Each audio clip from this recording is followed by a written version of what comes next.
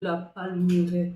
J'ai fait une consultation générale où on m'a dit mes constantes et où tout, elle m'a ausculté, elles m'ont dit ce n'est pas un AVC, heureusement, mais vous avez effectivement une paralysie faciale périphérique sur la gauche.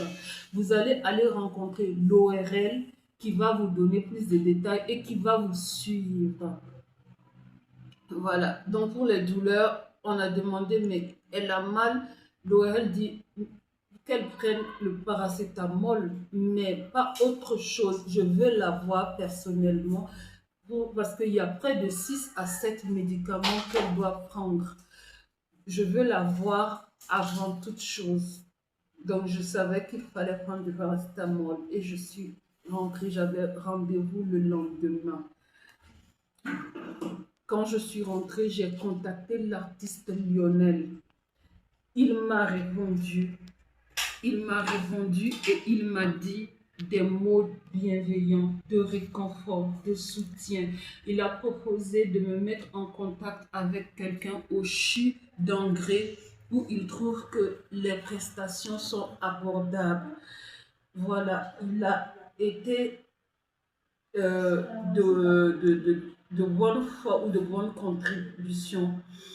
Ensuite, j'ai contacté Stéphanie Fort parce qu'il fallait aussi apaiser le plan spirituel. Je l'ai contactée, c'est une énergéticienne avec qui j'ai échangé et j'avais pris son livre qui permettait de travailler sur les liens transgénérationnels.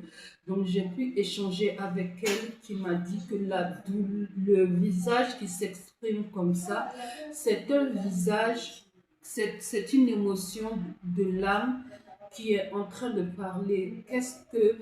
Voilà, elle m'a donné ce que ça pouvait signifier et j'avais un travail à faire, un travail intérieur à faire pour faire ressortir des vérités en moi que je cachais qui peuvent aider à la guérison.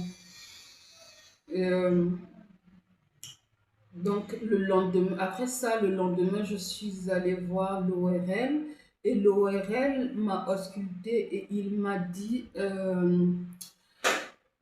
que les causes de la paralysie faciale sont nombreuses, hein. Il y a le stress, l'anxiété.